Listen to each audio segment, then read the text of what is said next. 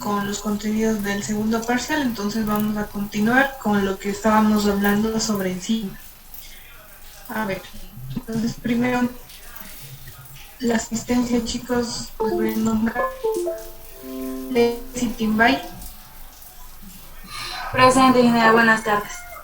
Buenas tardes, Lady, gracias. Cindy Barragán.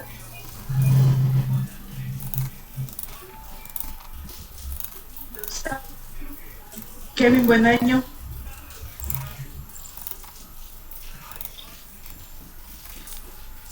Sebastián Chávez. Buenas tardes. Buenas tardes, Sebastián, gracias. Bien, a mí no se me fue bien. Alan Coyaguas. Me puso dos. Buenas tardes, Alan, No me gracias. acuerdo cuánto me puso, pero Mario Díaz. con la otra Presente, prueba buenas me dio 2.95. Buenas tardes, Mario, gracias. Naila Fiallos. Con Ochoito. Dije buenas tardes. Buenas tardes, Naila, gracias. Alan Gómez. ¿Dónde está? Cintia González. Presente, Inge, buenas tardes. Buenas tardes, Cintia, gracias. Guadalupe. Buenas tardes, Guadalupe. Cristian Guamán. Y el señor Guamán me dijo que estaba aquí, sí, internet en la casa, que le comunique. Ya, gracias, Denise. Bueno, Franklin Guerrero. Presente, Inge, buenas tardes. Buenas tardes, Franklin, gracias. Robert Guevara. Presente, ingeniero. Gracias, Robert. Anthony Janeta. Presente, Inge, buenas tardes. Buenas tardes, Anthony.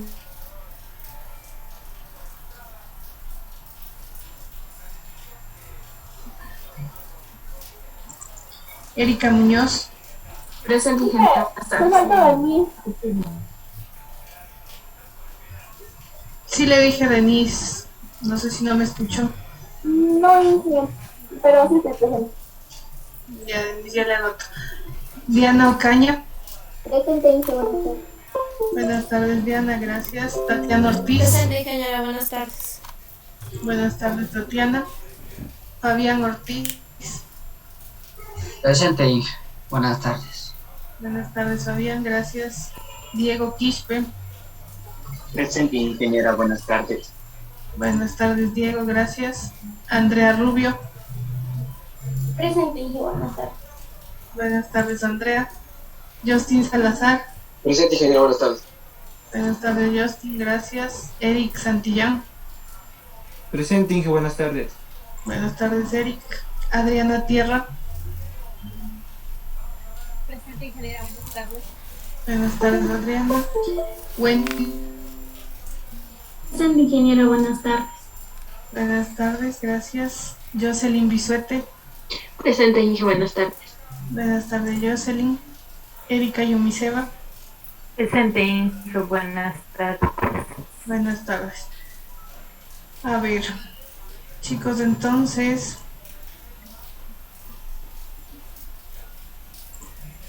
vamos a continuar con la clase del día de hoy. Bueno, sí, primero quiero que me digan un resumen sobre lo que hemos visto la clase anterior, qué son las enzimas, cuáles son las características principales. No sé si hay voluntarios.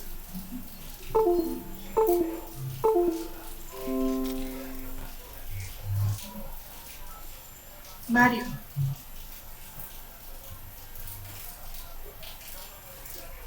Sí, no sé si me dijo a mí, ¿no? Sí, a usted le dije. En la anterior clase vimos sobre las enzimas que eran catalizadores biológicos, los cuales decía que estos convierten sustancias a menudo en fracciones de segundo.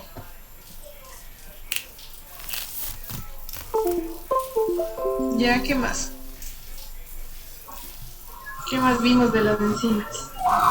También vimos las generalidades de las enzimas, que nos decía que son biocatalizadores, son son proteínas de forma globular, que como realizamos el cuestionario también vimos que las enzimas cambian, conducen y regulan casi todas las reacciones químicas de las células vivas, son específicas para un sustrato particular. También vimos que las enzimas aceleran las reacciones multiplicando la velocidad. Estas no se alteran en el proceso y no se modifican en la actuación.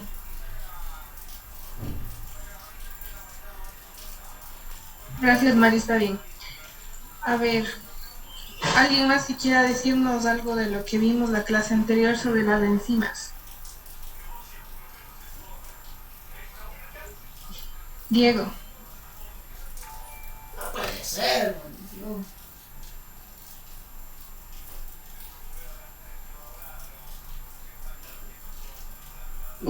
Sí se escucha. Sí se escucha, Diego. De la clase anterior vimos sobre las enzimas, lo que las enzimas eran biocatalizadores, las cuales aceleraban el proceso celular. Ya, Diego, algo que no haya dicho Mario. Entonces vamos a decir algo de lo que no haya dicho que vimos la clase pasada.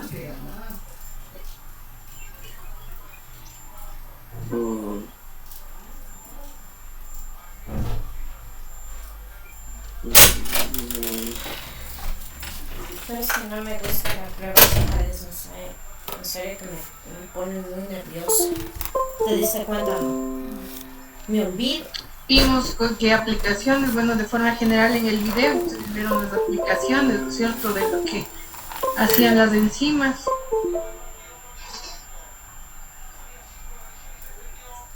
Ya no. ¿Hay algún voluntario, chicos, que quiera decirnos algo más sobre las enzimas que vimos el día de ayer? Anton. Yo puedo hablar. Ayer vimos que las enzimas tenían unas generalidades, principalmente había unas 3000 enzimas diferentes y principalmente eran características de ser son biocatalizadores, que principalmente hace referencia a que aceleran las reacciones químicas. También aquí hace una generalidad, también era la especificación para el sustrato particular. Principalmente esto hacía referencia a lo del candado y la JAX. En este caso decía que en el centro activo de la enzima se va a poner el único sustrato que va a encajar con el que tenga la forma correcta. Entonces en este caso, si no se encajaba, se bloqueaba. También vimos que eran funciones metabólicas de las células y principalmente había anabolismo, que transformaba moléculas pequeñas a grandes, y catabolismo, que transformaba grandes moléculas a pequeñas. Y vimos también que cómo se daba la producción de enzimas, que principalmente era la enzima más el sustrato, y daba igual a una enzima más el producto. Principalmente estas hacían una referencia que estas enzimas aceleraban las reacciones químicas mediante una implementación de que cogían un camino medio rápido, principalmente reduciendo la barrera de activación. También teníamos que las enzimas principalmente estaban compuestas por proteínas secuenciales de aminoácidos, principalmente las 22 proteínas esenciales que habíamos visto anteriormente, y que estas iban a caracterizar por puentes de hidrógeno, principalmente dado que esto se hace referencia a una estructura secundaria. El plegamiento tridimensional, que era una característica de una estructura tridimensional, y por último teníamos una estructura cuaternaria. Eso también teníamos del modo de activación, que principalmente era como el candado que anteriormente te había mencionado, que principalmente era la que iba a entrar un mismo sustrato a una misma enzima. Y en la enzima extracelular teníamos la proteasa y la amilasa, que la proteasa hace referencia a la digestión de proteínas, y la amilasa era la degradación de proteínas, y la amilasa era la degradación de amida. Ya, gracias, Anthony.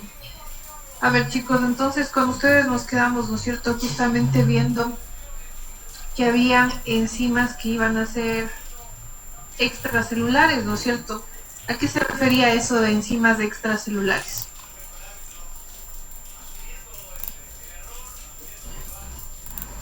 O sea, que iban a tratar las proteínas.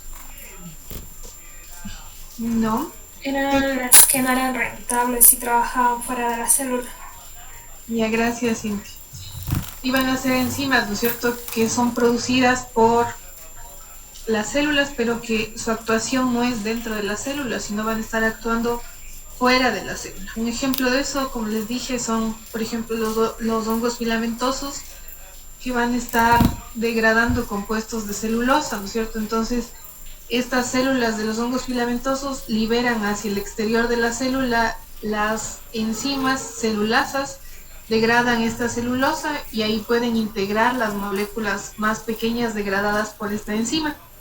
Como ustedes se acordarán, la celulosa es un polímero, ¿no es cierto? Que no es que va a ser captado y va a ser introducido a la célula, sino que para que sirva como nutriente, previamente debe haber una digestión y por medio de enzimas extracelulares para poder ingresar cadenas cortas de azúcares que puedan ingresar ya a la célula y servir como nutrientes. Ese sería un ejemplo de enzimas extracelulares, es decir, son enzimas que son liberadas fuera de la célula, que ejercen su actuación fuera de la célula. Entonces habíamos hablado de que este tipo de enzimas tenemos que son, por ejemplo, las proteasas, como nos decía Anthony, van a ser, ¿no es cierto?, enzimas que su sustrato van a ser proteínas. Entonces van a estar actuando sobre las proteínas, van a romperles en cadenas cortas de aminoácidos, en aminoácidos libres. Igualmente lo que son las amilasas actúan sobre el sustrato almidón. Entonces el almidón, como ustedes recordarán, son cadenas largas, ¿no es cierto?, de azúcares que están unidos uno a la otra. Entonces estos amilasas actúan rompiendo estos enlaces entre moléculas de glucosa. Tenemos aquí igual, son dos ejemplos de enzimas y estas enzimas son poco específicas. Esto de poco específicas hace referencia a que van a estar actuando, por ejemplo, las proteasas exclusivamente sobre la unión de dos aminoácidos. Entonces reconocen específicamente la unión de los dos aminoácidos y ahí rompen la molécula. Sin embargo, pueden estar ocupando diferentes tipos de proteínas. La proteína, por ejemplo, que está presente en la leche, la caseína, otras proteínas, el colágeno. Entonces, de esa forma son poco específicas en cuanto al tipo de proteína que pueden ocupar, pero van a seguir siendo específicas en cuanto al enlace que van a estar rompiendo. Entonces, como les dije, vamos a ver luego un ejemplo, que es la tripsina, que va a estar actuando exclusivamente sobre el enlace entre dos aminoácidos específicamente.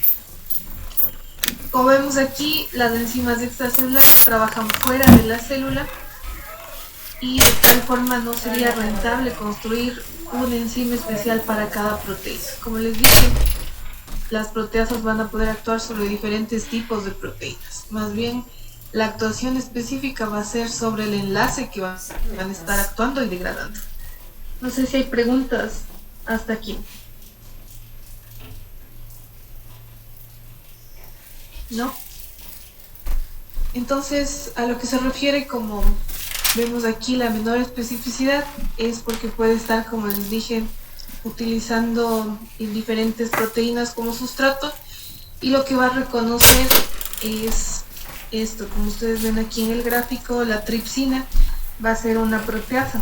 Esta enzima tripsina va a reconocer exclusivamente la unión entre arginina y lisina, que son dos aminoácidos. Va a actuar rompiendo el enlace arginina-lisina. Entonces, donde sea que la proteína, cualquiera esta proteína sea, entonces va a reconocer este enlace y le va a estar rompiendo. Entonces va a ser específico en cuanto al sitio de actuación, pero va a ser menos específica en cuanto al sustrato que puede ocupar. Va a estar actuando sobre diferentes tipos de proteínas.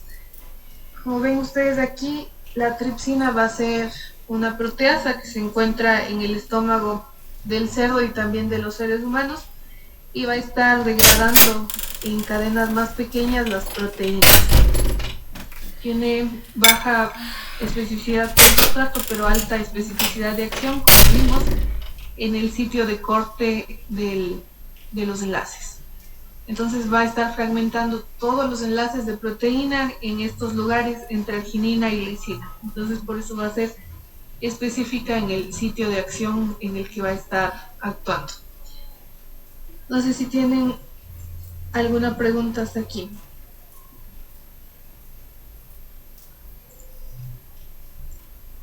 ¿No? Y bueno, esto ustedes ya leyeron, ¿no es cierto?, el capítulo que trataba sobre enzimas. Y tenemos que las enzimas se descubrieron desde tiempos muy antiguos. Homero había descrito, ¿no es cierto?, la coagulación de leche con ayuda del zumo de higo.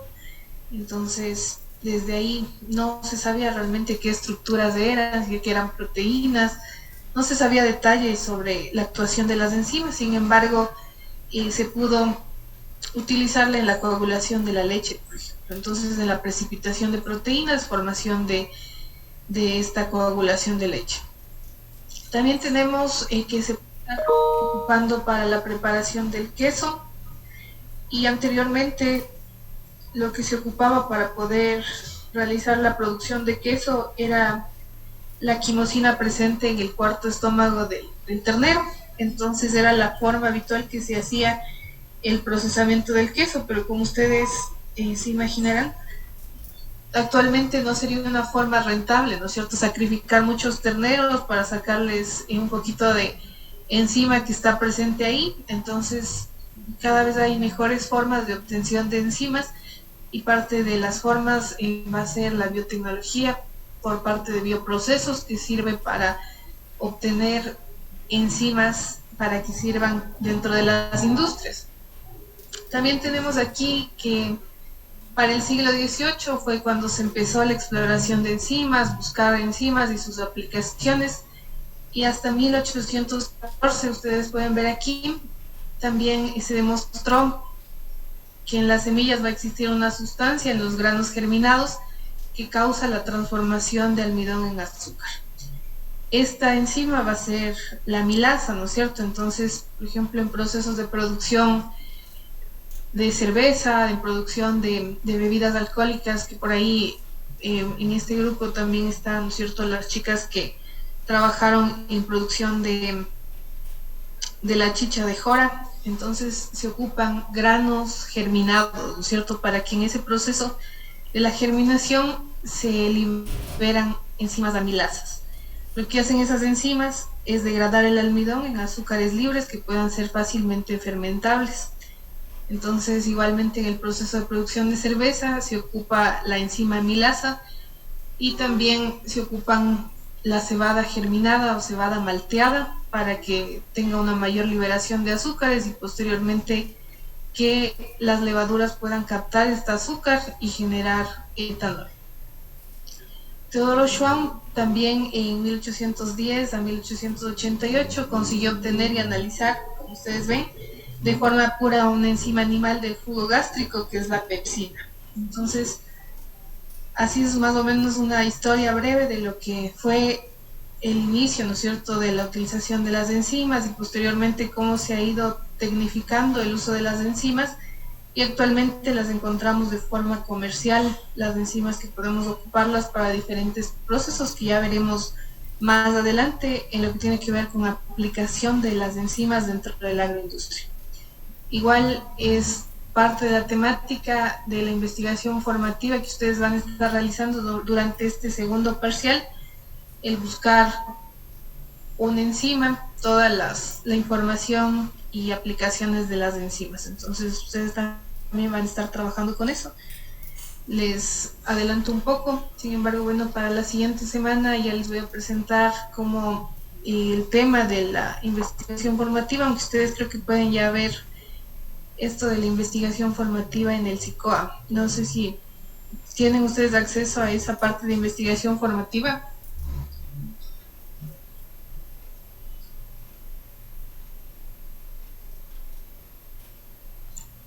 Andrea. Sí, eso es lo que estaba revisando, sí. Ya, si tienen acceso, puede leer el tema que está para la investigación formativa, por favor.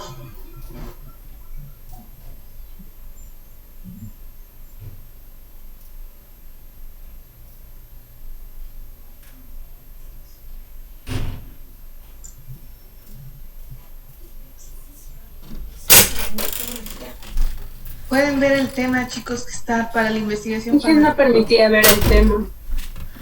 Sale, no existe información, Inge. ¿Que no existe información solo de mi materia o de forma general?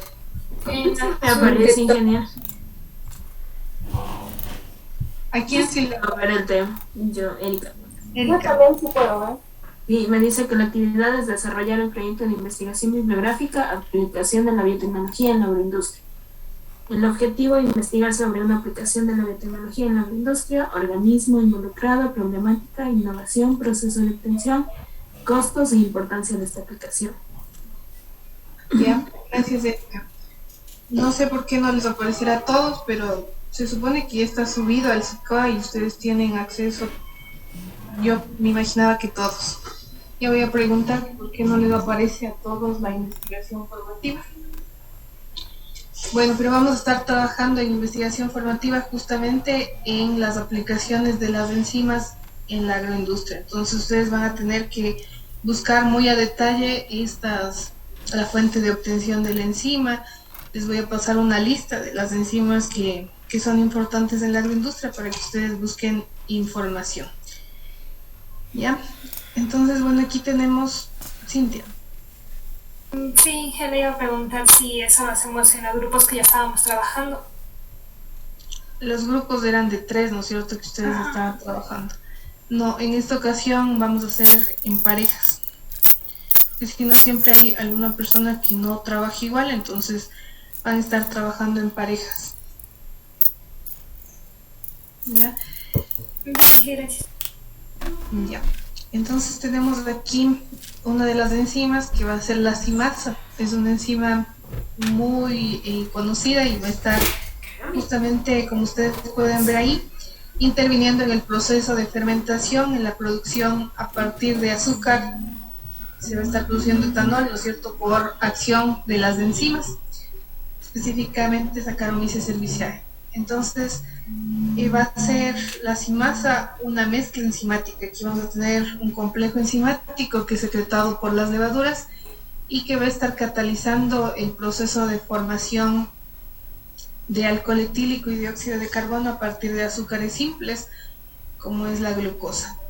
Entonces, inicialmente, como ustedes ven, la simasa fue aislada de células de levadura por Edward Buchner, y de esa forma se logró determinar de que se puede dar la fermentación sin la acción de que estén presentes ahí las levaduras, sino que se puede extraer la simasa, este complejo enzimático, y se va a estar produciendo etanol y CO2. Aquí ya no haría falta que estén presentes las levaduras como tal, sino únicamente este complejo simasa para que pueda estar actuando y generando etanol y CO2.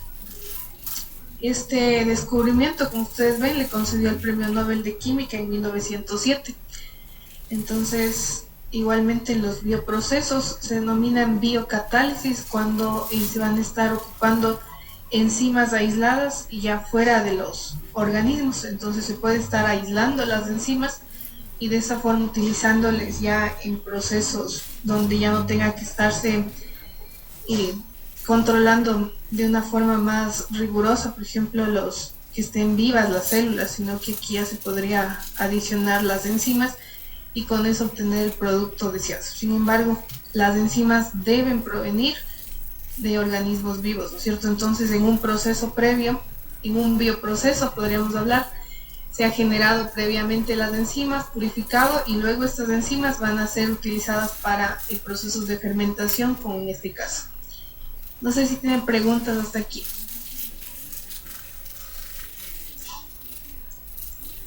Inge, disculpe, ¿le puede repetir por favor lo del biocatálisis?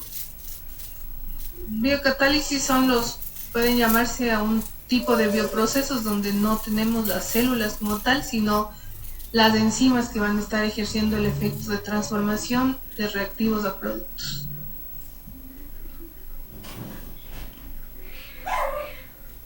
¿Alguna otra pregunta, chicos?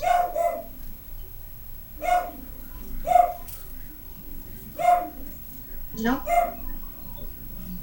Igualmente, ahí se ocupan, por ejemplo, bioreactores que son diferentes, como habíamos visto, ¿no es cierto? Los que van a tener un sistema de inmovilización, porque como habíamos visto, las enzimas no es que se van a estar perdiendo o degradando en el proceso, sino que pueden estar actuando y únicamente el sustrato se va a estar uniendo y va a generar producto, ¿no es cierto? Pero la unión es transitoria, como les dije, solo por un tiempo corto va a estar unido la enzima al sustrato y luego ya se va a liberar el producto. Entonces esta enzima puede estar actuando sobre sustratos que van a estar llegando y de esa forma no es que se va a gastar. Entonces se inmoviliza generalmente en los bioprocesos las enzimas para que tengan contacto con el sustrato y liberen producto y que no se laven, ¿no es cierto?, dentro del proceso de sacar los contenidos del fermentador, sino que permanezca dentro del tanque de fermentación. Y bueno, aquí tenemos, ¿no es cierto?, el otro modelo que también es muy estudiado para poder dar a conocer cómo se va a estar dando el proceso de unión del sustrato a la enzima. Ustedes vieron, ¿no es cierto?, el primer modelo, que era el llave cerradura, que era dado por Fischer. Él indicaba, ¿no es cierto?, que el sustrato tenía que encajar de una forma tan precisa como una llave en una cerradura. Entonces es un modelo muy rígido y propone Daniel Koshland, que vemos aquí, este modelo del ajuste inducido. Él indica que las proteínas son estructuras dinámicas y flexibles y que van a estar pudiendo adaptarse al sustrato. Esto no hace que pierdan la especificidad, sino que sea un modelo más flexible, como vemos aquí. Entonces él estudió este modelo con la lisozima. Él indicó que se puede estar comparando este modelo.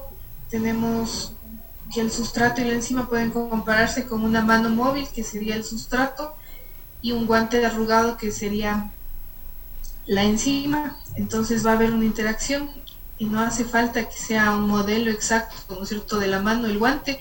Sin embargo, va a poder calzar y va a estar ajustándose también a la mano, que sería el sustrato.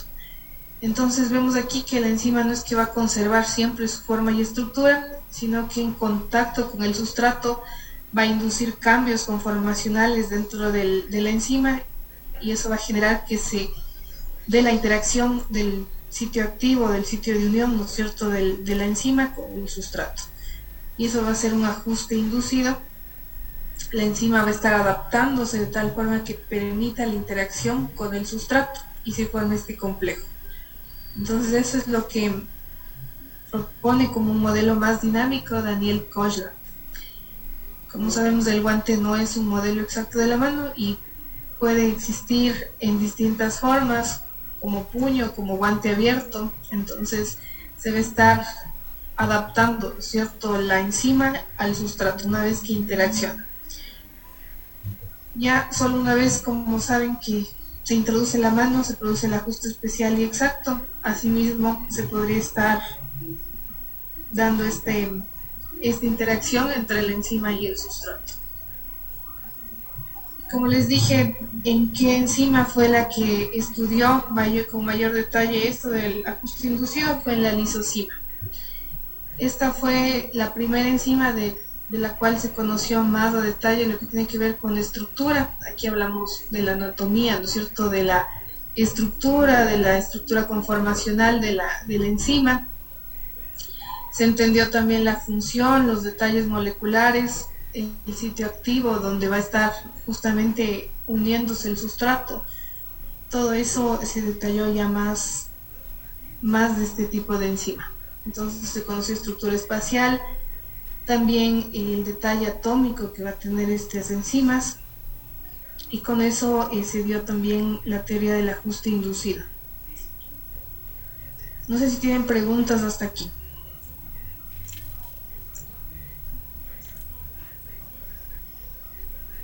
¿No?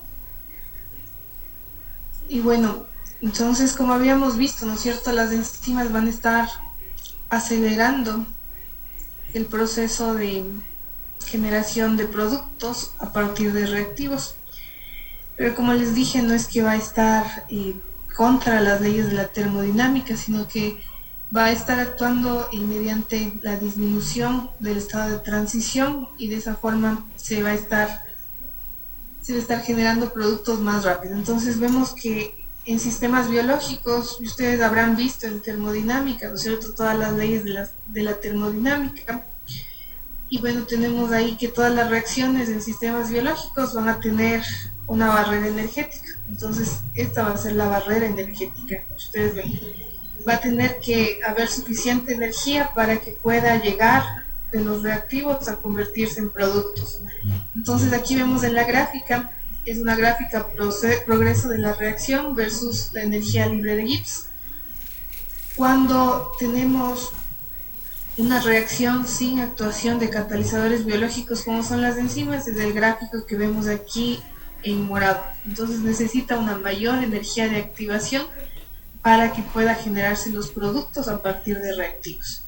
En el caso cuando está el catalizador, cuando hay una reacción catalizada, vamos a ver que el paso de reactivos a productos van a necesitar una energía de activación que va a ser menor. Entonces en sistemas biológicos va a haber barreras energéticas que previenen justamente que se den de una forma descontrolada las reacciones químicas y de forma espontánea. Entonces siempre va a haber barreras de activación necesarias para que se generen productos a partir de reactivos. Va a haber necesidad, por ende, de que ingrese energía para que pueda romperse esta barrera de activación y se genere justamente lo que tiene que ver con los productos. Entonces las enzimas, como actúan, van a estar actuando de esta forma, disminuyendo la energía de activación, es decir, van a disminuir la cantidad de energía que se debe agregar a la reacción para que comience la energía.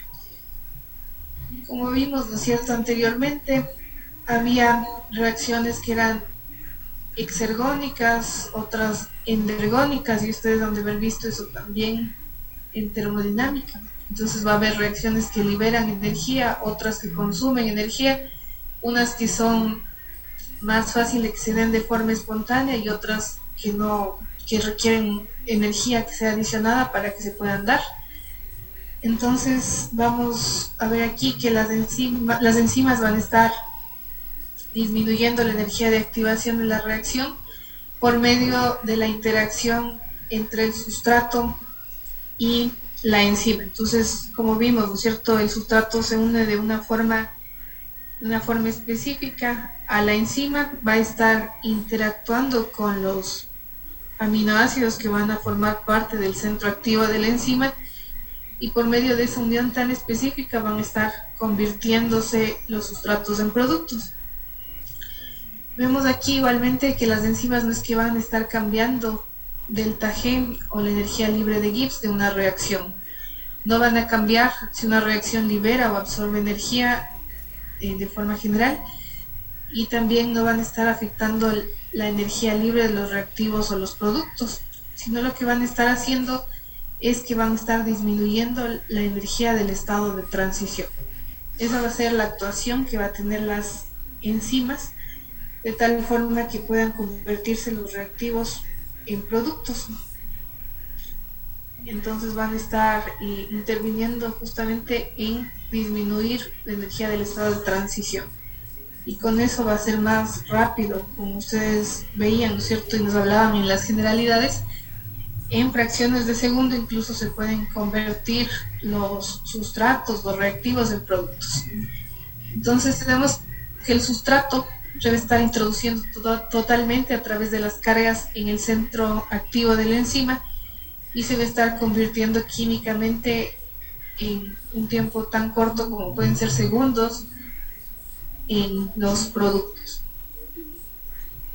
Y tenemos aquí también que, como resumen, las enzimas no cambian la energía libre de Gibbs de una reacción, no cambian tampoco si una reacción es exergónica, si libera energía, si es espontánea o si es endergónica, ¿no es cierto?, si necesita de energía para que pueda producirse. Eso no va a estar cambiando, no van a estar en contra, como les dije, de las leyes de la termodinámica, sino que van a estar disminuyendo el estado de transición, la energía del estado de transición para generar productos a partir de reactivos. Reduce la energía de activación requerida. ¿Y cómo reduce? Por medio de la interacción del sustrato con la enzima. Entonces va a ser por medio de esta interacción tan específica y cercana que va a tener con el sitio activo que se va a estar dando la generación de productos. No sé si tienen preguntas.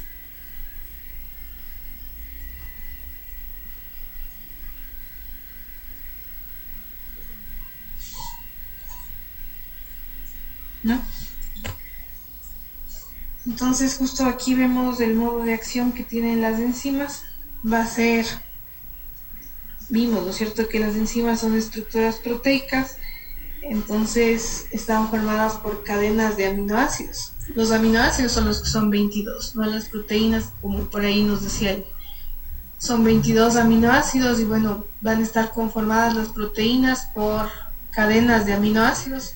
Estas cadenas igualmente van a estar con diferentes tipos de aminoácidos, entonces van a estar dándose las formaciones estructurales, ¿no es cierto?, la conformación primaria, secundaria, terciaria y cuaternaria, y si tenemos ya una conformación tridimensional, vamos a tener algo parecido a esto con una proteína, con un plegamiento así. Entonces así va a ser una enzima. Y habíamos hablado, ¿no es cierto?, que hay, en el video nos hablaba de 3 a 4 aminoácidos que llegan a ser parte del sitio activo o el centro activo de la enzima. Entonces aquí va a estar encajando el sustrato en esta hendidura o bolsillo, grieta también se le llama, y en esta va a haber una interacción entre los aminoácidos presentes en el sitio activo con el sustrato, y de esa forma se van a dar interacciones y por efecto de proximidad vamos a tener que en este centro activo se encuentran concentrados en este espacio que es más pequeño los grupos químicos que son altamente reactivos, que van a generar por efecto de proximidad con el sustrato la conversión en producto. Entonces el sustrato, como ustedes ven, se introduce totalmente dentro del sitio activo a través de las cargas que va a tener el centro activo, y de esa forma va a tener una interacción momentánea con la enzima. Como les dije, se forma el complejo enzima-sustrato y posteriormente se libera el producto. La enzima luego nuevamente alcanza el estado de partida, de modo que va a repeler el producto y nuevamente puede estar ingresando en el sitio activo el sustrato y nuevamente se da, ¿no es cierto?, la conversión en producto. No sé si tienen preguntas. Y por eso decíamos que la enzima, ¿no es cierto?, no es que se va a desgastar en el proceso, sino que únicamente interacciona y puede estar interaccionando con el sustrato infinidad de veces. Tenemos igual que por el orden espacial y compacto que va a tener el sitio activo, por los grupos reactivos que están siendo parte de estos aminoácidos que forman parte del centro activo de la enzima, va a hacer que la energía de activación requerida para que se dé la reacción química se disminuya drásticamente en comparación de una reacción que no vaya a ser catalizada. Entonces, si no hay catalizador, no hay biocatalizador, tenemos que las reacciones podrían tardar mucho. Por acción de las enzimas, tenemos que se acelera el proceso, ¿no es cierto?, de generación de producto a partir de reactivos. Y va a darse una facilitación de la unión de los estados de transición de las enzimas que van a estar justamente acelerando el proceso de generación de productos. No sé si tienen preguntas.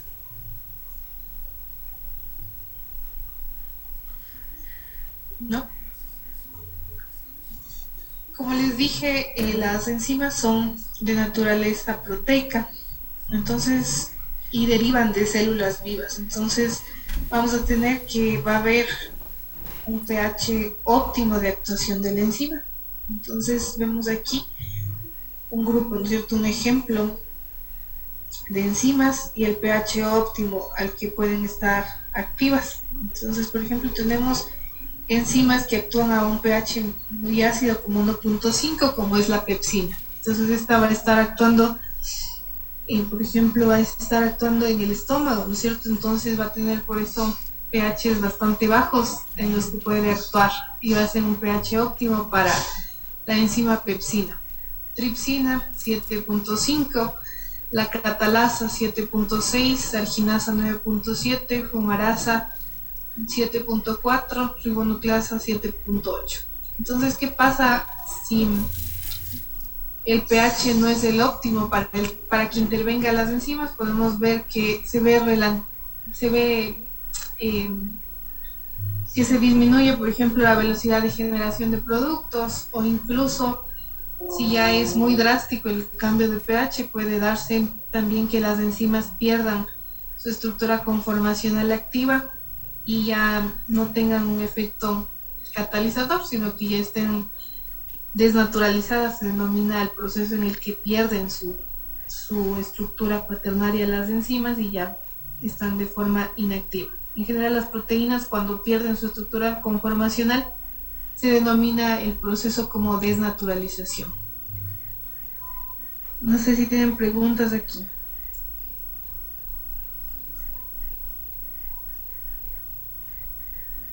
¿No? Entonces vemos aquí algunas enzimas y su pH óptimo de actuación. ¿Ustedes se acuerdan dónde vimos esta enzima catalasa? En microbiología general.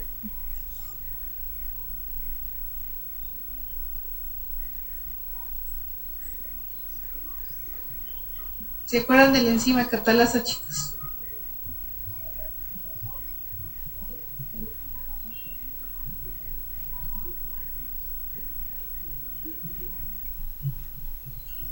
A ver, hablábamos, ¿no es cierto?, que en las pruebas de identificación de microorganismos, una prueba era la catalasa. Una de las pruebas bioquímicas más simples de realizar era la prueba de catalasa. Lo que se hacía es colocar, ¿no es cierto?, sobre una colonia que se esté desarrollando en un medio de cultivo, una gota de peróxido de hidrógeno. La catalasa actúa sobre el peróxido de hidrógeno, rompiendo el peróxido de hidrógeno, que la fórmula química es H2O2, va a estar rompiéndole en agua y oxígeno. Entonces esa es la función que tiene la catalasa.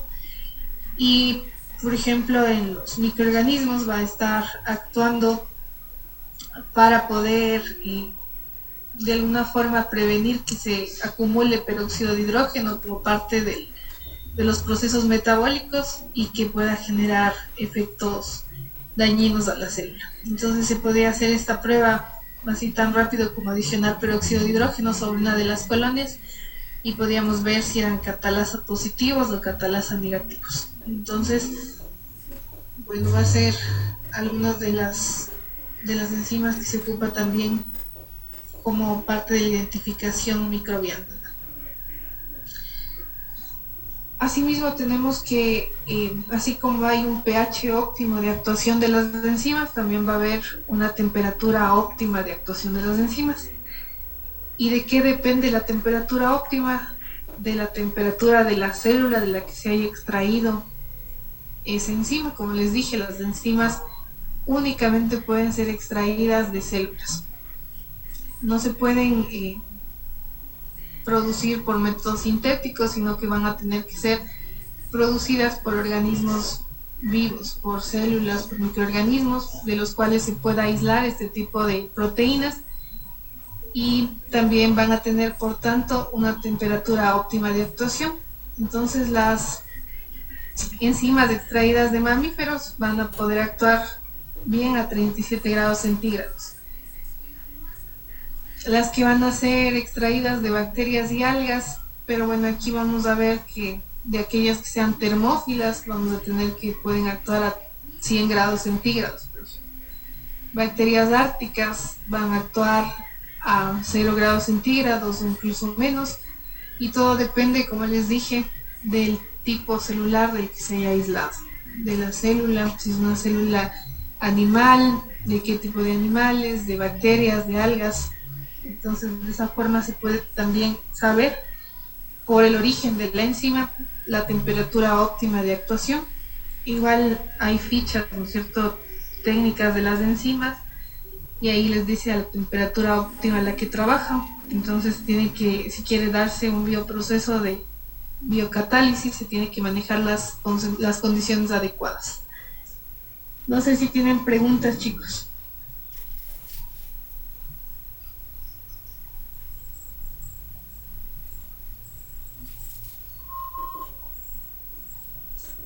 ¿No?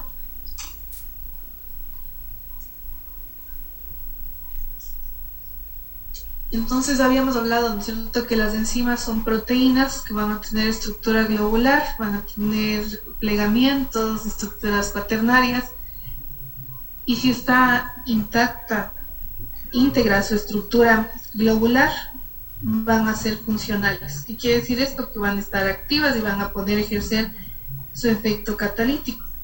Si por el contrario se le somete a algún proceso en el que cambia el pH, como un proceso de hervirle con ácido clorhídrico, se le somete, ¿no es cierto?, a una digestión con una enzima que va a ser la tripsina, que va a estar degradando esta proteína, o una temperatura elevada, a un pH extremo, se va a dar el proceso de desnaturalización. Se pierde su estructura globular, y si se pierde la estructura globular, como les he dicho, va a ser una enzima inactiva.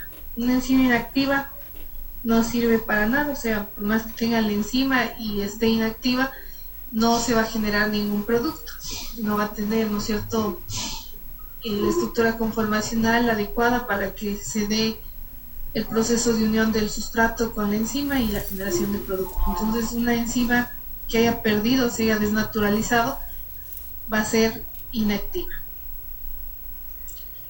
Tenemos aquí, como les había mencionado anteriormente, ¿no es cierto?, hay enzimas que requieren de cofactores. Entonces, para poder activarse las enzimas, van a necesitar que estén presentes también iones orgánicos, o también lo que se denominan como coenzimas, que van a ser moléculas orgánicas. Entonces deben estar, como ustedes ven, aquí tenemos algunos ejemplos de enzimas que necesitan que esté presente estos iones inorgánicos como parte, ¿no es cierto?, del medio en el que van a estar actuando. Si no está presente, van a estar de forma inactiva, entonces no van a generar ningún producto. Entonces tenemos aquí, por ejemplo, la arginasa necesita manganeso, la hexoquinasa y la glucosa 6-fosfatasa van a requerir de magnesio que esté presente, y si no, no va a estar activa la enzima. Entonces hay un grupo de enzimas que necesitan cofactores como iones inorgánicos o como coenzimas. Y aquí vemos igual cómo se va a estar dando, ¿no es cierto?, el proceso de unión de la... Cuando la enzima necesita la coenzima, se denomina apoenzima cuando está libre y sin la unión con la coenzima.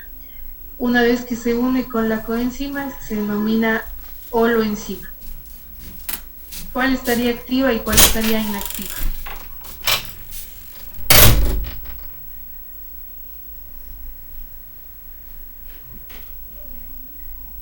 Denise.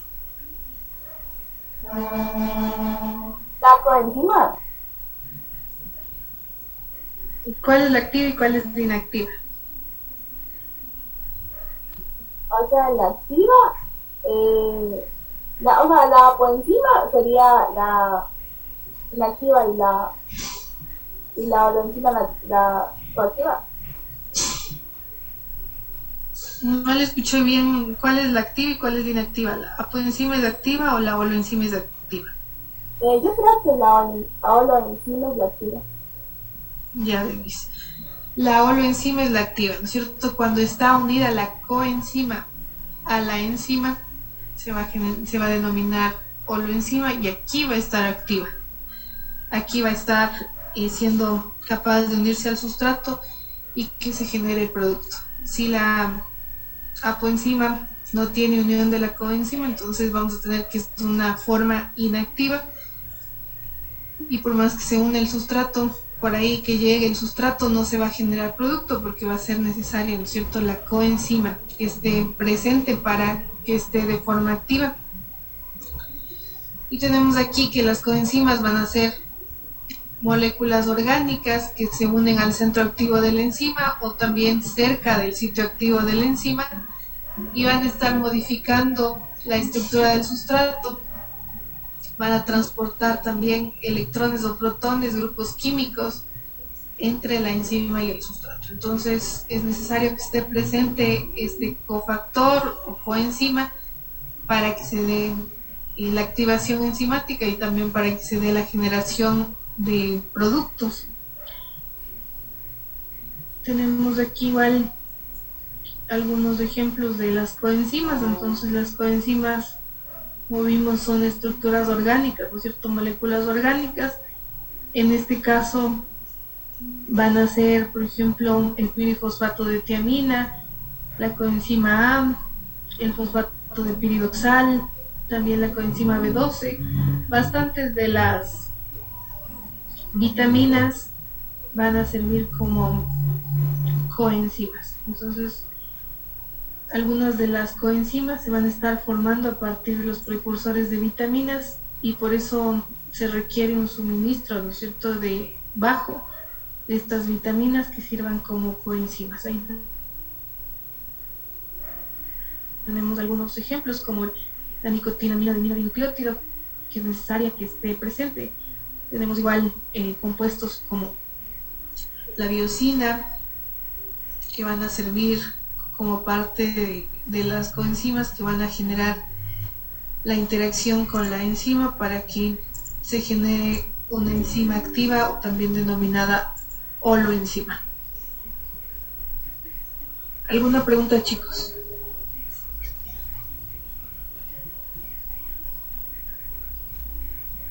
¿No?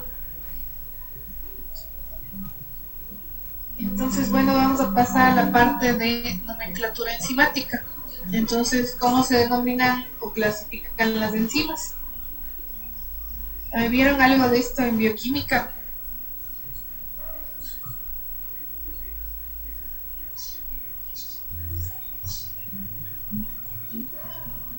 Daniela.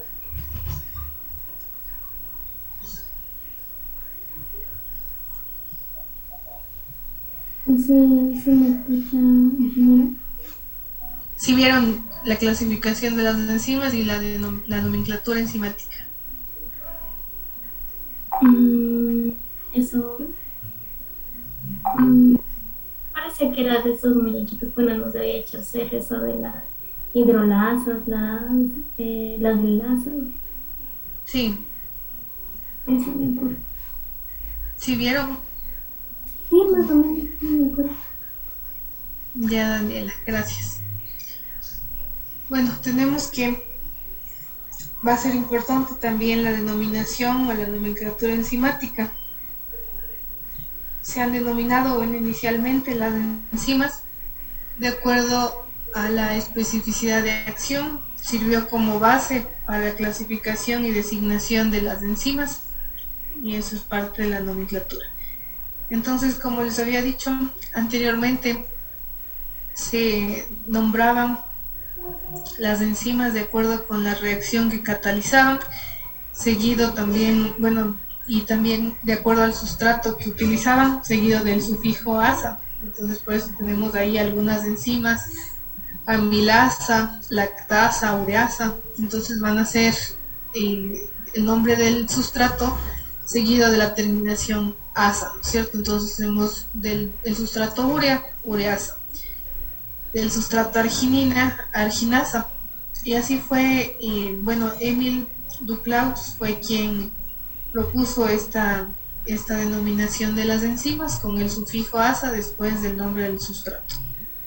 Sin embargo, y bueno, aquí tenemos igual el sustrato como habíamos visto en la tripsina, pepsina y amilasa. No en la amilasa, sino en la pepsina y la tripsina van a estar actuando sobre el enlace lisina-arginina, la amilasa va a estar actuando sobre la unión entre azúcares, y tenemos que igual había luego confusión porque, por ejemplo, sobre el mismo sustrato, sobre la urea, podían actuar varias enzimas, generar diferentes tipos de producto. Entonces ahí había confusión a cuál le llamamos ureasa, ¿no es cierto? Cómo le cambiamos el nombre a las otras. Entonces, por eso el Comité de Unión Internacional de Bioquímica y Biología Molecular, bueno, decidieron nombrar a las enzimas con un código que tal vez si ustedes han de haber visto. Es el código, ¿no es cierto?, de nomenclatura que es dado por la Enzyme Commission, y que va a dar justamente esta nomenclatura que es más específica para determinar justamente el tipo de reacción que catalizan. Va a estar también indicando el primer nombre, y va a dar justamente a las hidrolasas, las liasas, las ligasas, que van a ser el tipo de reacción que van a estar catalizando. Seguido, ¿no es cierto?, tenemos aquí el primer nombre, indica una de las 6 clases de las enzimas a las que va a estar perteneciendo este tipo de moléculas.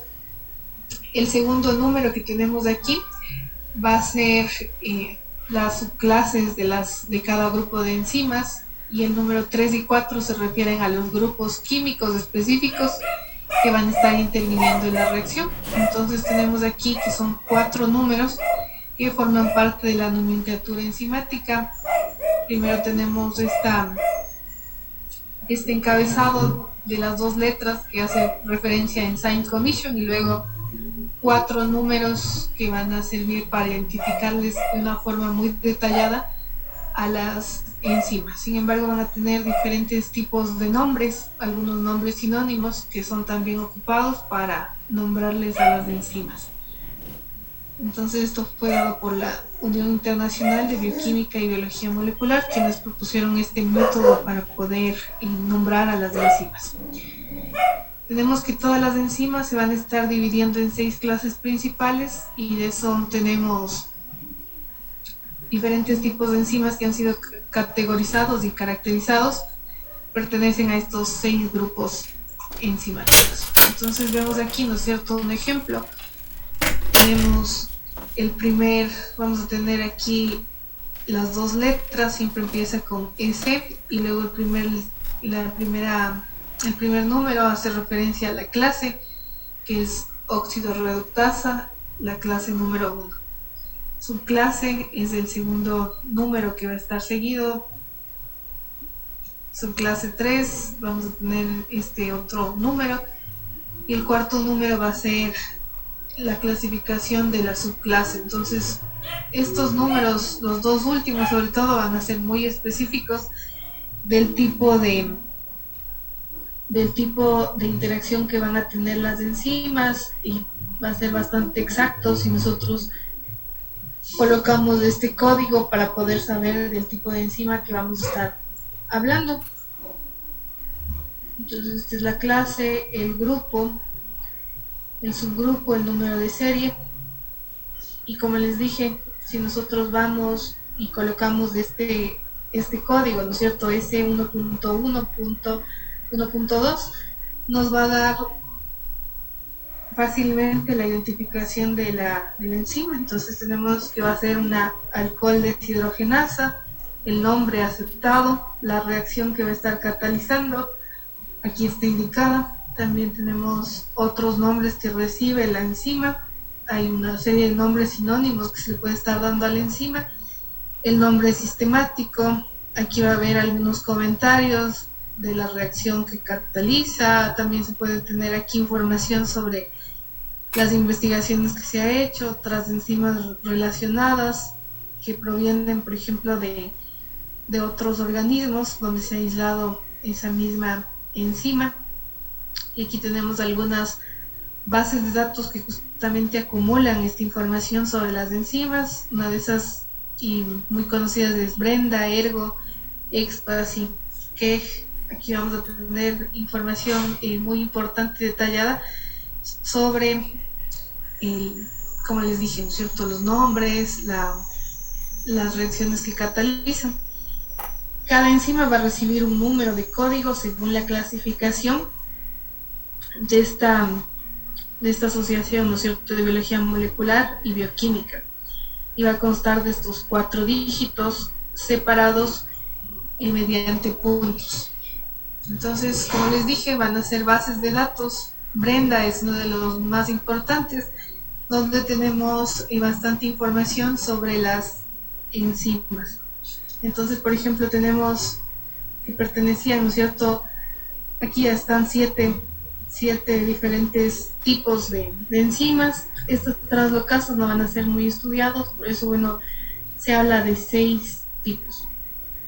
Tenemos aquí las que tienen el primer número 1, es oxidorreductasas, y aquí podemos ver, ¿no es cierto?, se habla de 9.634 organismos, de donde se han aislado oxidorreductasas, transferasas 6.601 organismos, hidrolasas 9.513, y así tenemos la cantidad de organismos de los cuales se tiene referencia de estos tipos de enzimas que han sido aislados. También es importante porque pueden encontrar información muy detallada de la enzima con el código, como es, por ejemplo, se puede descargar la secuencia de aminoácidos en formato FASTA y también, bueno, algunos otros formatos. Se puede tener la estructura tridimensional, el gráfico de la estructura tridimensional de la enzima. Entonces es bastante útil esta página. No sé si tienen preguntas hasta aquí, chicos.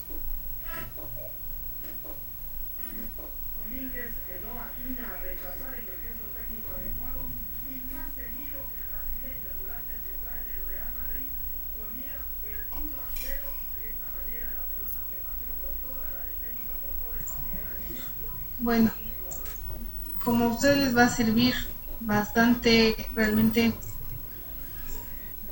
esto para que puedan buscar una información detallada sobre las enzimas. Entonces, por ejemplo,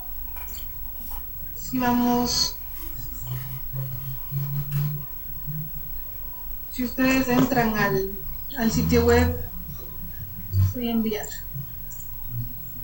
al chat. Está enviado.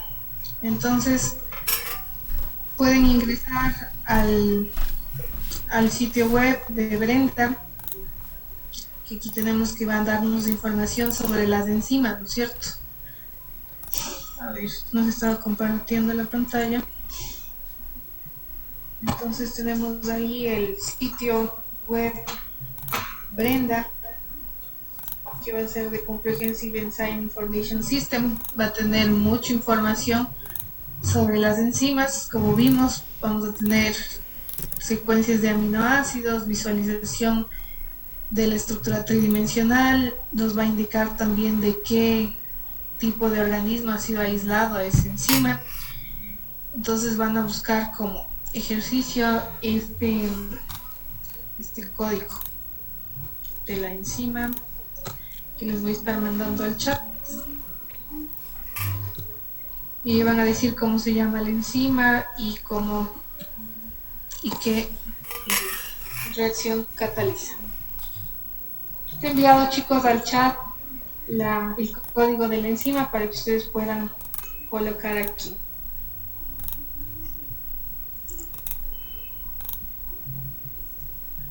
Está la página web y está también el nombre de la enzima.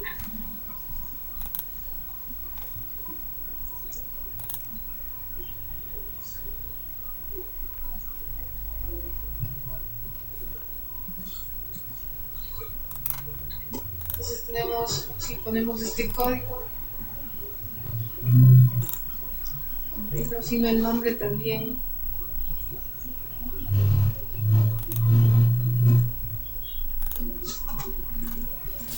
.2, hay que poner así ese, no aquí el punto, sino 3.2.1.108. va a ser la enzima lactasa, ¿no es cierto? Entonces esta enzima lactasa, ¿sobre qué sustrato estará actuando? Habíamos hablado, ¿no es cierto?, que el nombre con terminación asa hace referencia al sustrato seguido de esta terminación. Entonces actúa sobre el sustrato lactosa.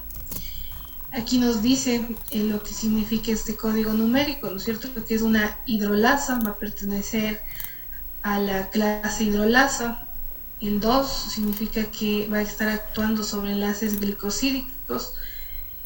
Y luego tenemos aquí que va a ser considerada una glicosidasa, hidroliza, ¿no es cierto?, esta unión entre azúcares, y va a ser, y bueno, aquí es más detalle los grupos químicos que van a estar actuando. Entonces tenemos acá una serie de opciones que nos pueden dar información sobre las enzimas, como por ejemplo, algo muy importante, las aplicaciones. Si le damos clic a aplicaciones, nos habla del tipo de reacción que va a estar catalizando la enzima. Ustedes ven aquí, ¿no es cierto?, tenemos el sustrato que va a ser la lactosa. Es un disacárido, la lactosa, formado por galactosa y glucosa.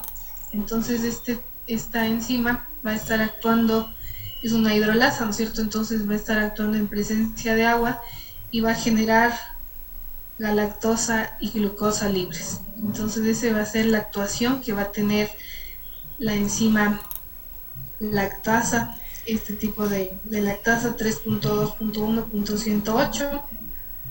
y luego tenemos aquí los sinónimos que recibe este tipo de enzima. Entonces puede ser conocido como lactasa intestinal, lactasa.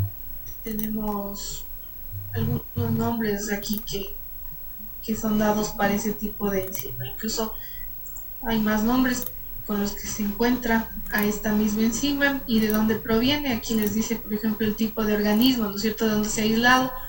Homo sapiens, del hombre, de los humanos. Tenemos aquí la reacción que cataliza, el diagrama de la reacción.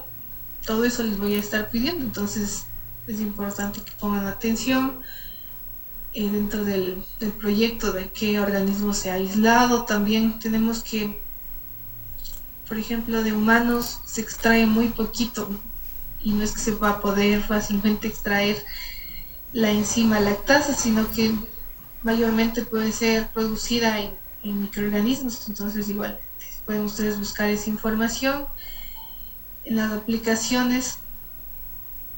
Ven ustedes aquí que es utilizada bastante dentro de la industria alimentaria, y el organismo del cual se aísla esta enzima es de Aspergillus oryzae, que es un hongo filamentoso. Y aquí tenemos que, como comentario, la enzima es utilizada para la producción de productos lácteos deslactosados. Entonces, cuando ustedes encuentran leche deslactosada en el Supermaxi o donde hagan compras, ustedes ven leche deslactosada o en la tienda, es una leche que ha sido tratada con esta enzima para poder romper la lactosa, y va a haber ciertas personas que son intolerantes a la lactosa, ¿no es cierto?, que no pueden degradar en su estómago, no va a poderse degradar en su tracto gastrointestinal este disacárido lactosa. Entonces la enzima que interviene en esto va a ser la enzima lactasa. Tenemos también pastillas de lactasa que también se pueden encontrar, y aquí tenemos algunas otras características. Ustedes ven sinónimos, reacciones, tipos de reacciones, las rutas metabólicas en las que están involucradas, el nombre sistemático. Aquí tenemos los sustratos, los productos, sustratos naturales, inhibidores de esta enzima, compuestos que van a estar activándole, enfermedades relacionadas con la intolerancia a la lactosa. Tenemos diferentes información aquí que podemos nosotros encontrar, los parámetros funcionales, tenemos el pH óptimo cuál es el pH óptimo dependiendo, ¿no es cierto?, del organismo del que haya aislado, 5.6 a 6.2, 5.8 a 6 o 6. ¿Tienen preguntas?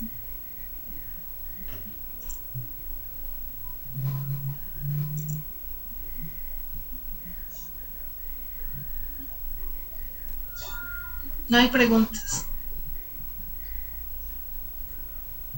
¿Quién puede repetir cómo le busco? Porque yo le pongo y no me sale.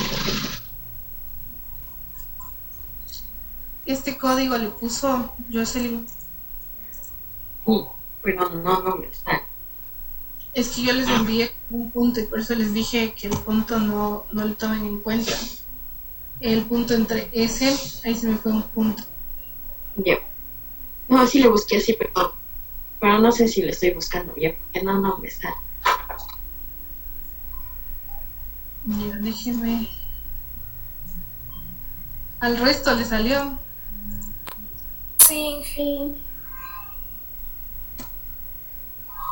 A Cintia sí le salió. Levanten la mano a quien sí le salió con ese código que les envié.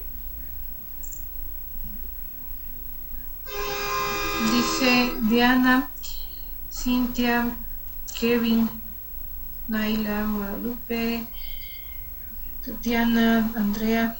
Están 9 personas que sí les ha salido y el resto no sé si no les salió o no hicieron el ejercicio.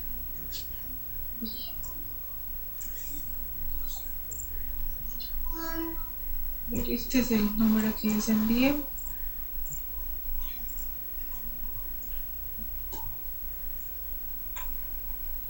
Sí, no sale. Pero si le puede buscar como lactase, ya le sale lactase 3.2.1.108 y es ese.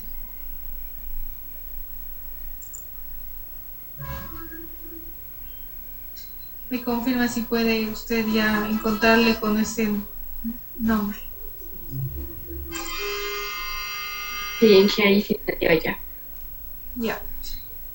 Gracias, Jocelyn. Entonces, ustedes buscan con el código, ¿no es cierto? Este código va a ser muy específico de la enzima y les va a dar información muy importante, la nomenclatura, los parámetros funcionales. Esto va a ser muy importantísimo porque vamos a tener el rango de pH, el pH óptimo, la actividad específica, algunos valores, ¿no es cierto?, de la actividad de la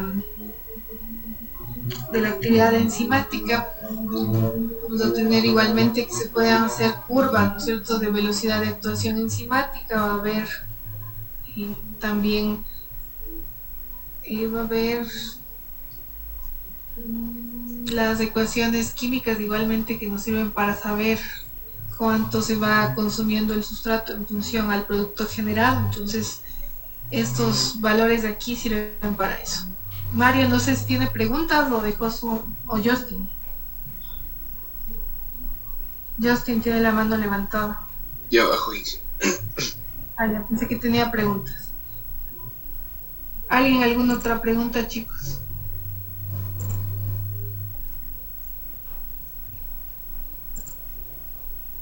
¿No? Entonces ustedes ven que está la información, ¿no es cierto?, en esta página web de brendaenzymes.org. Tenemos aquí información relevante como los organismos, de dónde se extraían. Por ejemplo, Aspergillus oryzae es el tipo de microorganismo que se va a extraer en mayor proporción para usos en alimentos. Aspergillus oryzae, que va a ser un hongo filamentoso, y aquí igual les da incluso el árbol filogenético de Aspergillus oryzae. ¿Alguna pregunta, chicos?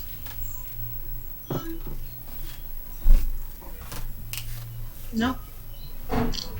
Es una base de datos que almacena gran cantidad de información sobre las enzimas. Como teníamos acá, no es la única. Nosotros tenemos también Ergo, Expacy, Keck, esta otra de acá, PDB. Hay bastantes tipos de bases de datos que nos va a servir justamente para buscar información sobre las enzimas. Y aquí vemos la clasificación de las enzimas en base a la reacción que catalizan. Entonces, y justamente va a ser esto el primer número, ¿no es cierto?, que vamos a encontrar dentro de la nomenclatura enzimática. Tenemos que los que son oxidorreductasas, vamos a tener el número inicial que va a ser la clase 1, el número primero va a ser el 1 de las oxidorreductasas. El tipo de reacción que cataliza va a ser reacciones de oxidorreducción, entonces van a estar catalizando reacciones de transferencia de electrones. Tenemos aquí un ejemplo, es la glucosa oxidasa. Esta glucosa oxidasa, y vamos a tener, ¿no es cierto?, que ingresan los sustratos y se va a dar reacciones de oxidorreducción catalizadas por este tipo de enzimas que va a tener el número 1. Se incluyen aquí algunas enzimas que van a estar catalizando oxidorreducciones de los diferentes grupos químicos que tenemos aquí. Y ejemplos: alcohol deshidrogenasa, la acetilcoenzima A deshidrogenasa, la catalasa. Todas ellas van a ser 3 de la clase oxidorreductasa. Entonces vamos a tener aquí que catalizan reacciones de transferencia de electrones de óxido-reducción. Esto es nada más para hacerles de acuerdo, porque me parece que ustedes ven más detallado en bioquímica. Las transferasas, en cambio, tenemos, ¿no es cierto?, que tienen el primer número, que va a ser el 2, y van a estar catalizando reacciones de transferencia de grupos funcionales. Entonces pueden estar catalizando reacciones de transferencia de grupos aldehídos, acilos, glucósilos, fosfatos. Entonces este tipo de enzimas va a catalizar estas reacciones de transferencia de grupos funcionales. Se denominan quinasas aquellas que van a estar dando la transferencia de grupos fosfato. Y ahí tenemos, por ejemplo, las hexoquinasas, es un ejemplo, que van a estar realizando este tipo de reacciones. La succinato deshidrogenasa, la citocromo C oxidasa, igualmente van a ser enzimas de este tipo. El tercer grupo es el grupo de las hidrolasas. Va a tener el prefijo S y el número 3. Van a catalizar reacciones de hidrólisis de sustrato por adición del constituyente del agua. Como vimos, ¿no es cierto?, la lactasa va a tener el prefijo 3, entonces pertenece al grupo a la clase de las hidrolasas. Y como ustedes veían, ¿no es cierto?, era lactosa en presencia de agua, va a estar catalizando la reacción de producción de galactosa y glucosa libres, en el caso de la lactosa. La lisozima va a ser un ejemplo igualmente de hidrolasas. Vamos a tener que interacción del agua y también el sustrato con la enzima, y se va a generar una fragmentación por incorporación del agua. Entonces los productos van a tener la incorporación del agua, y tenemos aquí que van a estar transformando polímeros en monómeros, van a estar actuando sobre enlaces de éster, también pueden actuar sobre enlaces glucosídicos, enlaces peptídicos, enlaces carbono-nitrógeno. Por ejemplo, también tenemos que pueden estar actuando, ¿no es cierto?, en enlaces de aminoácidos, generando a partir de la L-arginina y agua, la L-ornitina y urea. Tenemos igualmente que la mayor parte de las enzimas que son utilizadas dentro de la agroindustria pertenecen al grupo de las hidrolasas. Aquí, por ejemplo, teníamos la lactasa, también tenemos enzimas como la papaína, la bromelina, pertenecen a este grupo enzimático de la clase hidrolasas. Entonces, un gran número de enzimas van a ser parte de este grupo de las hidrolasas. Muchas de las que tienen aplicación dentro de la agroindustria pertenecen al grupo de las hidrolasas. Y bueno, ustedes van a encontrar con este número 3 una gran cantidad de estas enzimas. Las liasas van a tener este número de nomenclatura S4. y van a estar catalizando reacciones de adición de dobles enlaces. Entonces van a estar formando dobles enlaces de entre carbono-carbono, carbono-oxígeno, carbono-nitrógeno. Tenemos aquí una enzima que está presente en las plantas, la enzima rubisco. Es muy conocida esta enzima porque se va a encontrar en los cloroplastos de organismos autótrofos, y esta enzima va a tener un comportamiento que va a catalizar la fijación de CO2 a una forma orgánica, y de esa forma va a poder actuar, ¿no es cierto?, en el proceso de lo que tiene que ver con la fotosíntesis. Entonces la enzima rubisco es la enzima proteica más abundante de la biosfera. Es este tipo de enzima que está presente en organismos fotosintéticos.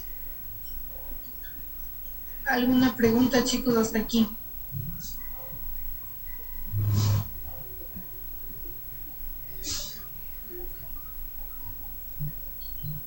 Tenemos las enzimas de la clase 5, que son las isomerasas, que van a tener este código S5 y van a estar catalizando reacciones de isomerización. ¿Qué es la isomerización?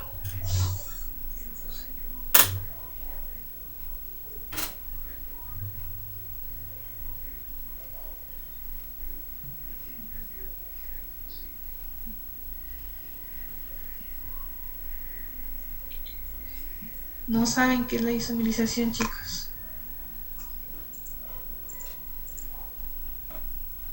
Nadie. Tenemos, ¿no es cierto?, algunas moléculas que van a tener la misma fórmula química. La glucosa. ¿Cuál es la fórmula química de la glucosa? C6H12O6. C6H12O6. Sí, gracias, Antonio. C6H12O6, ¿no es cierto? Entonces, la galactosa también tiene la misma fórmula química, C6H12O6. Ustedes pueden contar aquí los carbonos, los hidrógenos, los oxígenos, y van a ver que va a tener la misma fórmula química la glucosa y la galactosa. ¿En qué se diferencia?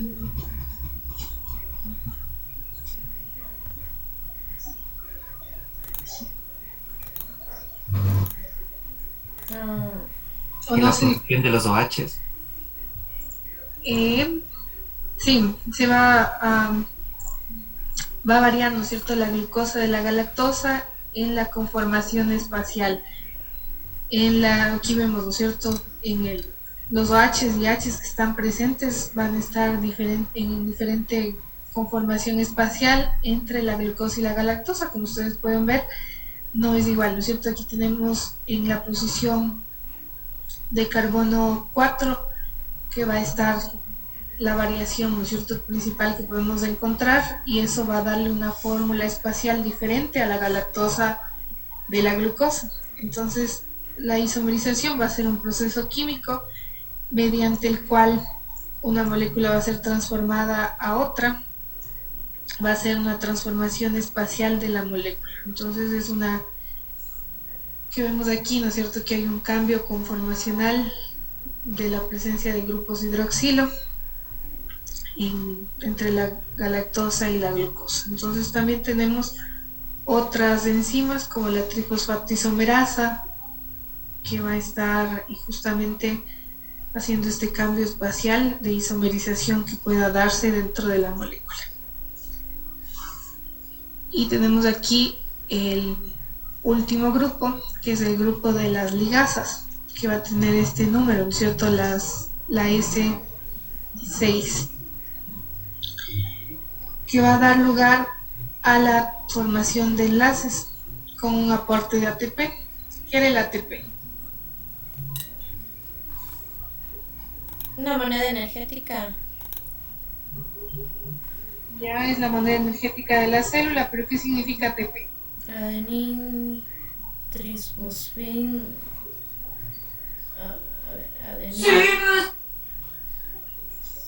Adenosin trifosfato de adenosina.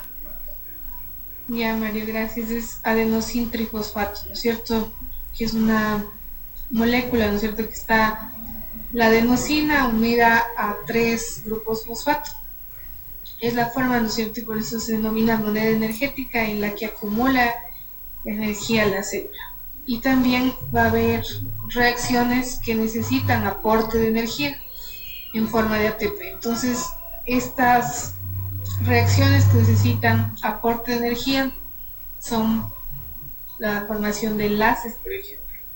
Van a necesitar un aporte de ATP, entonces va a darse formación de enlaces entre carbono-oxígeno, carbono-azufre, carbono-nitrógeno, carbono-carbono, y van a estar directamente relacionadas, si ustedes hacen una referencia de lo que sabemos, ¿no es cierto?, en reacciones anabólicas, que va a formarse moléculas más grandes a partir de moléculas simples, necesitaba aporte de ATP, ¿no es cierto? En ese tipo de reacciones estarán las enzimas ligasas actuando para poder generar este tipo de reacciones o moléculas que son más complejas. Tenemos la DNA ligasa.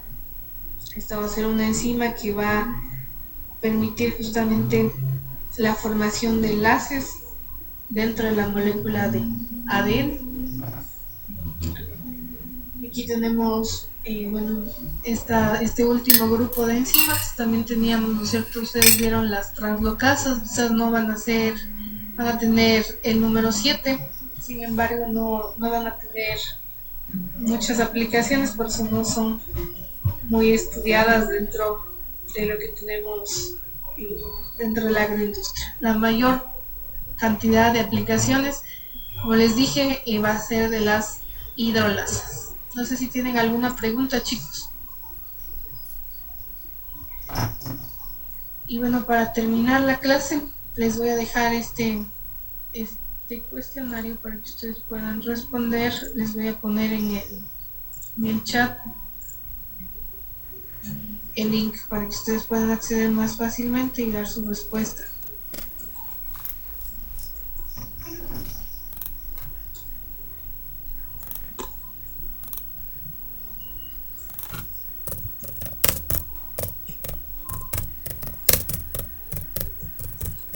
Está enviado, chicos, al chat.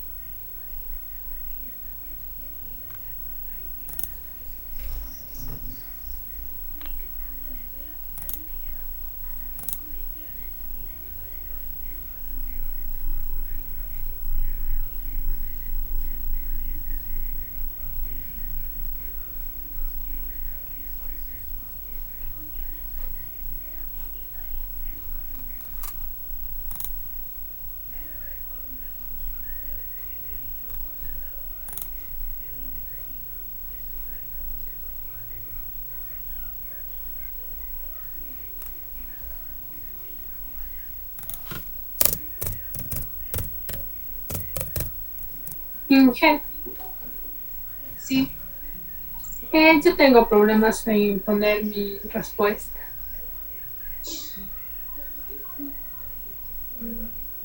porque no le dejas subir la respuesta o porque Sí, no me deja subir. está en el celular o está en la computadora, porque a veces tienen problemas desde el celular. Pero Sí, desde me encuentro en el celular. Estoy solo con datos. Ya, como les dije, chicos, esto sirve para, yo me descargo luego el reporte de las personas que han respondido a esto. Inge, yo también sí respondí, pero no me permite enviar. O sea, sí me permite seleccionar, pero no enviar la respuesta. Sí, de igual manera tengo ese problema, no sé. Como les digo, si está desde el celular, es el problema, chicos. No, Inge, yo estoy en la computadora. Ingresó Ya están 19 resultados. ¿Ustedes son cuántos?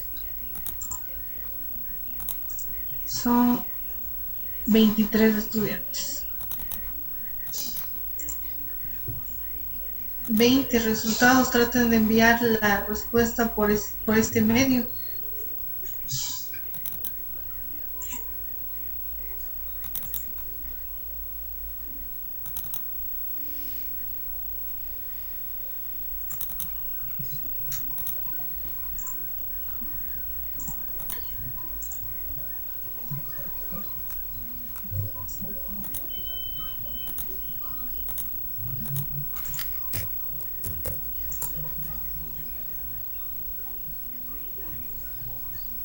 A ver, chicos, levanten la mano los que no pueden dar la respuesta. Están 22 estudiantes que se supone que han dado la respuesta aquí y ustedes son 23. Debe estar una sola persona que no pudo dar su respuesta. Y ahorita están todos, hasta 24 respuestas tenemos. A ver, chicos, levanten la mano los que no pudieron dar la respuesta.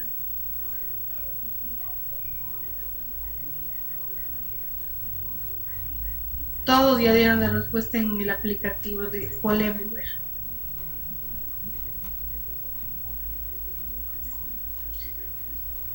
A ver, tenemos aquí la pregunta que nos dice: las enzimas catalizan reacciones bioquímicas mediante cambio en la entalpía de la reacción, cambio en la constante de equilibrio, cambio en la energía libre de Gibbs o cambio en la energía de activación. Esto habíamos hablado, ¿no es cierto?, al inicio. Hay de todas las respuestas, sin embargo vamos a tener que era un cambio, ¿no es cierto?, en la energía de activación, la respuesta correcta. Habíamos hablado de que no hay un cambio de la energía libre de Gibbs, no va en contra de las leyes de la termodinámica, en contra tampoco de que sea una reacción espontánea o no, ¿no es cierto? No iba a variar en eso, sino que iba a haber un cambio en la energía de activación. ¿Dónde está tu hermano? Adentro. ¿Qué pasó con tu hermano? Otra está adentro, ¿por qué? Pregunta, chicos. ¿Qué en la nomenclatura enzimática S2.2.3.4, el número 2 hace referencia a que esta enzima cataliza una reacción de óxido de reducción, ¿verdadero o falso?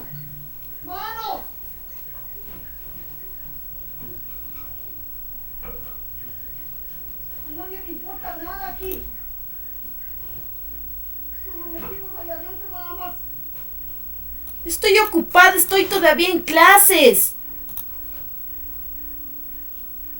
Y ese frío, las pobres aves, mana. Estoy en clases todavía.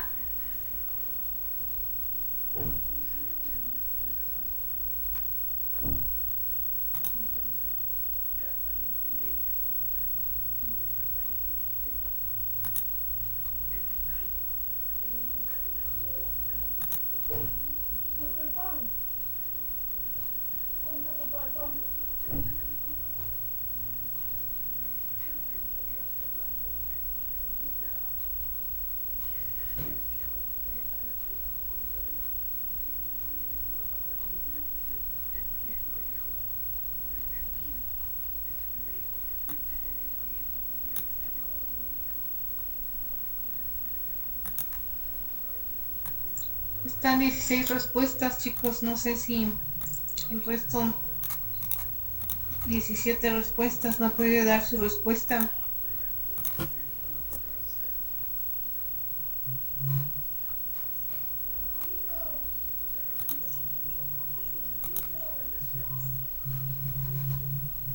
Como no me dicen nada. Ya. La respuesta de esta pregunta era falso, ¿no es cierto? Tenemos que el número 2, ¿a qué clasificación hace referencia? A las transferasas. A las transferasas, ¿no es cierto? Que realizan el proceso de transferencia de grupos entre diferentes moléculas. Teníamos ahí grupos, diferentes tipos de grupos químicos que van a generar este proceso de transferencia. No sé si tienen alguna pregunta, chicos.